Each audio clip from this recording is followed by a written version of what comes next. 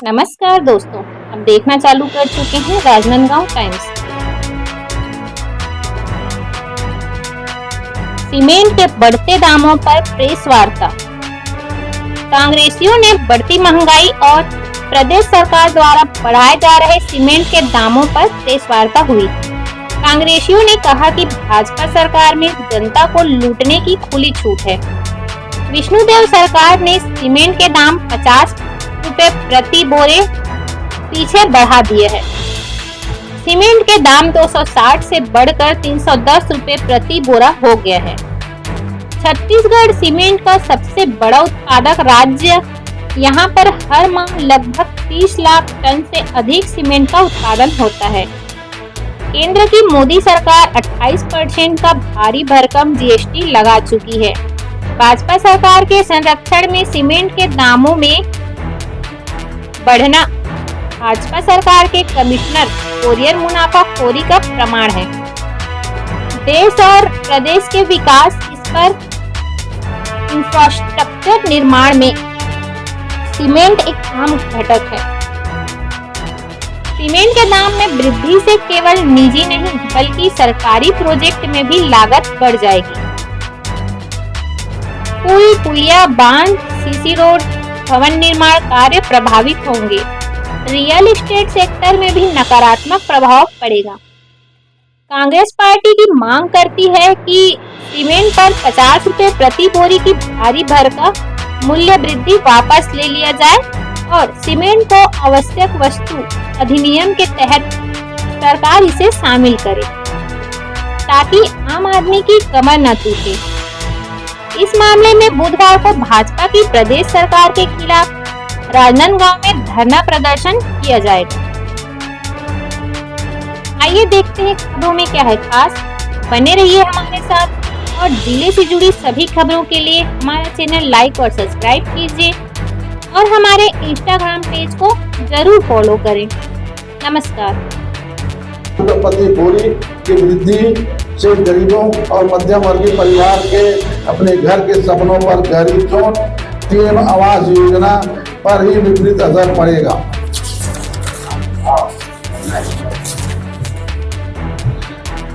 देश और प्रदेश के विकास, इंफ्रास्ट्रक्चर के निर्माण में सीमेंट एक अहम घटक है। सीमेंट के दाम में वृद्धि से न केवल निजी बल्कि प्रोजेक्ट में भी निर्माण लागत बढ़ जाएगा। पुल, पुलिया, बांध, सीसी रोड, भवन निर्माण कार्य प्रभावित होंगे। रियल एस्टेट सेक्टर में भी नकारात्मक प्रभाव निश्चित है। रोजगार पैदा करने में कृषि के बाद रियल एस्टेट दूसरा सबसे बड़ा सेक्टर है। सीमेंट की कीमत में अचानक वृद्धि से रियल एस्टेट व्यवसाय की कमर टूट जाएगी। लाखों की संख्या में लोग बेरोजगार हो जाएंगे। पूर्ववर्ती कांग्रेस की सरकार के समय सीमेंट की रेट के दाम नियंत्रित थे। अब भाजपा सरकार के अनुचित संरक्षण में सीमेंट कंपनी निरंकुश हो चुकी है। जनता को लूटने का कोई डबल इंजन की सरकार नहीं छोड़ रही है। क्रूड ऑयल इंटरनेशनल मार्केट में आज आधा है, फिर भी डीजल और पेट्रोल के दाम 2 गुना वसूला जा रहा है। भूखंडों के रजिस्ट्री में भी 30% की छूट प्रदेश की भाजपा सरकार ने खत्म कर दिया। बिजली का बिल 2 गुना आने लगा। अब सीमेंट की कीमत बढ़ाकर चारों तरफ महंगाई की मार जनता पर पड़ रहा है। कांग्रेस पार्टी यह मांग करती है कि सीमेंट पर 50 रुपए प्रति बोरी की भारी भरकम मूल्य वृद्धि वापस ले और सीमेंट को आवश्यक वस्तु अधिनियम के तहत कमोडिटी तय सूची में शामिल करें। दोनों के रेट में कितना अंतर आया? उस समय जब भूपेश बघेल की सरकार था तो 2 रुपये जब 50 रुपये का वृद्धि हुआ तो भारतीय जनता पार्टी के लोग उनको ये बोलते थे कि आपने अपना भूपेश बघेल टैक्स लगा रहे हैं। ये करके हमारी सरकार को ये करते थे, जबकि उस समय नियंत्रित था, ज्यादा रेट नहीं था।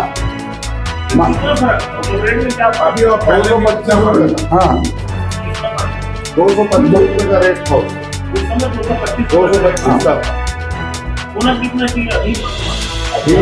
अभी 225, 240 और 250 के अंदर है। हाँ, 250 के अंदर होना चाहिए। 310 हो गया। सीधा 50 रुपये का वृद्धि करना अनुचित है।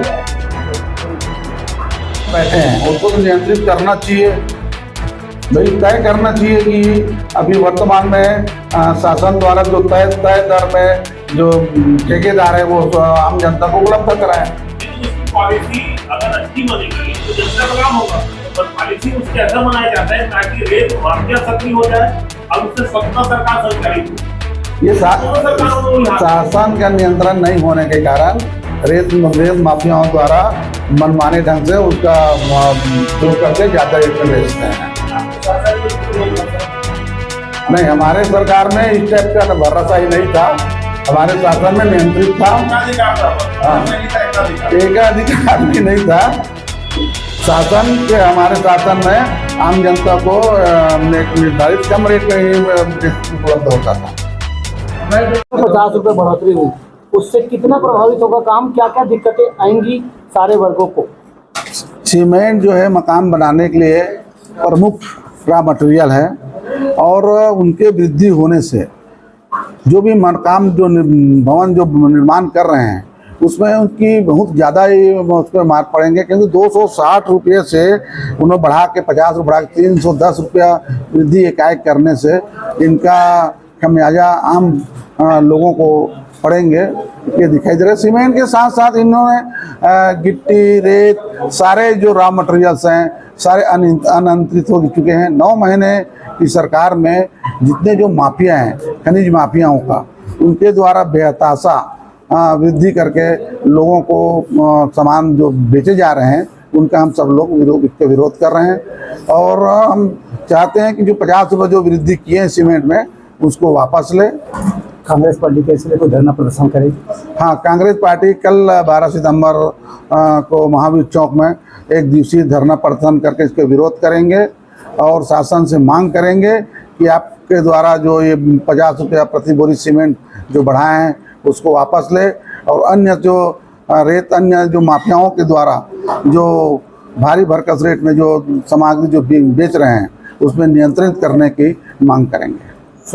भागवत साहू, अध्यक्ष जिला कांग्रेस कमेटी, राजनांदगांव ग्रामीण।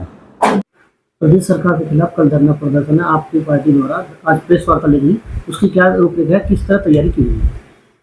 आज प्रेस वार्ता प्रदेश कांग्रेस कमेटी के सम्मानित अध्यक्ष आदरणीय श्री दीपक बैज जी के निर्देशानुसार ली गई है और कल धरना प्रदर्शन भी इस बाबत रखा गया, जिसका मुख्य विषय जो है 50 रुपये छत्तीसगढ़ सरकार ने सीमेंट के दामों में प्रति बोरी बढ़ोतरी कर दी है और रेती में जिस प्रकार से रेत में अनियंत्रित दाम बढ़ चुके हैं, महंगाई चरम सीमा पे है और लोग अपने मकान बनाने से लेके कामकाज में लेके बहुत बुरी स्थिति में है। छत्तीसगढ़ में भाजपा सरकार आने के बाद यह सरकार रिमोट से चल रही है, जिसका रिमोट दिल्ली में नरेंद्र मोदी जी के पास है और जैसे जैसे वो छत्तीसगढ़ के निवासियों को, नागरिकों को जैसे जैसे तरसा रहे हैं, जिस प्रकार से प्रताड़ित कर रहे हैं, उसका ये सामने उदाहरण है कि 50 रुपया सीमेंट की बोरी में 260 रुपये था, उसको 310 रुपये कर दिया गया है। जबकि छत्तीसगढ़ में लगभग 30 लाख टन से ज़्यादा प्रति माह सीमेंट का उत्पादन होता है। उसके बाद भी यदि यहाँ पर रेट में बढ़ोतरी हो तो ये पैसा कहाँ जा रहा है? ये भाजपा सरकार कर क्या रही है? आज तक के सरकार को 9 माह से कोई काम तो कर ही नहीं पाई है, लेकिन यहाँ से जिस प्रकार से छत्तीसगढ़ की संपदा को सरकार लूट रही है और इसको जहाँ से आदेश हो रहा है, जहाँ से रिमोट बटन दबता है, तो वहाँ यहाँ छत्तीसगढ़ के भाजपा के नेता लोग पालन करते हैं और यहाँ के छत्तीसगढ़ के संपदा को लूट रहे हैं, छत्तीसगढ़ को लूट रहे हैं और यहाँ के लोग जो हैं आज बहुत तकलीफ में हैं। आप सोचिए कि प्रधानमंत्री आवास अभी तक के बनाने का आदेश नहीं दिए और अभी आदेश देते हैं तो कहाँ से प्रधानमंत्री आवास बनेगा, जब इस प्रकार महंगाई बहुत बढ़ चुकी है, छड़ की दामों में बढ़ोतरी और आपके सीमेंट में बढ़ोतरी, रेत में बढ़ोतरी, तो उसकी गुणवत्ता कैसे होगी? आम नागरिकों का जीना मुश्किल हो चुका है और ये चीज़ जो है भ्रष्टाचार जो है छत्तीसगढ़ चरम सीमा पे है, इसको हमको रोकना है ताकि जनता को दाम कम हो, महंगाई कम हो, रोजगार मिले तो जनता का विकास हो।